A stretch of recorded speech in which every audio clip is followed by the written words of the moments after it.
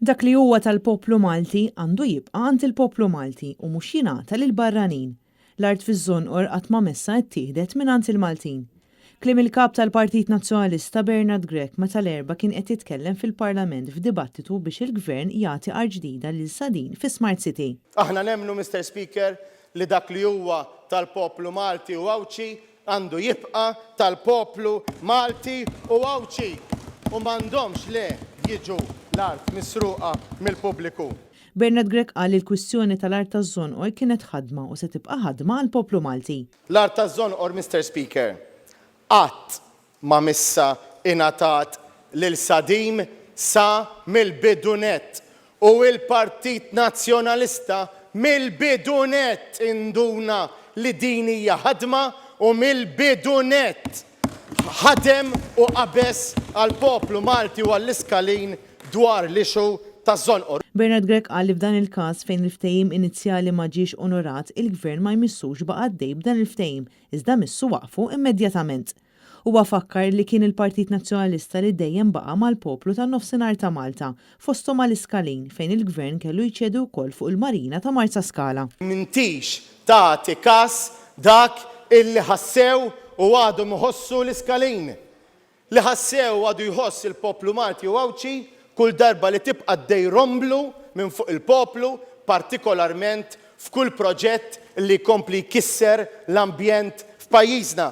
Fil-Parlament, Bernard Grech sostna li l-Partit Nazzjonalista huwa determinat li jibqa' jitkellem għan-nies u jibqa' jaqbes għall-art tal-poplu Malti u Awċi kollu u għalhekk li se jivvota kontra li tingħata din l-art lil Sadin. U l-poplu Malti u Awċi se jgħidlek jiena fdajtek imma le ma tistax tagħmel li trid. U għalhekk iva l-oppożizzjoni fost oħrajn se tivvota kontra dawn ir-riżoluzzjonijiet illejla għaliex aħna ma rridux inkunu parteċipi fil-ħadma li jagħmel Gvern Laburista f'dawn l-aħħar 9 snin u li trid tkompli tipperpetwa inti.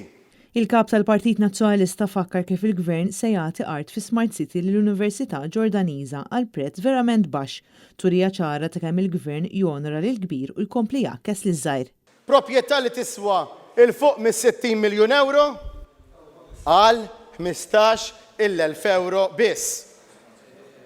Kull metru kwadru, Mr. Speaker, isma' di. Taf li mu l-valur li se jagħtu kull metru kwadru? 47 cents.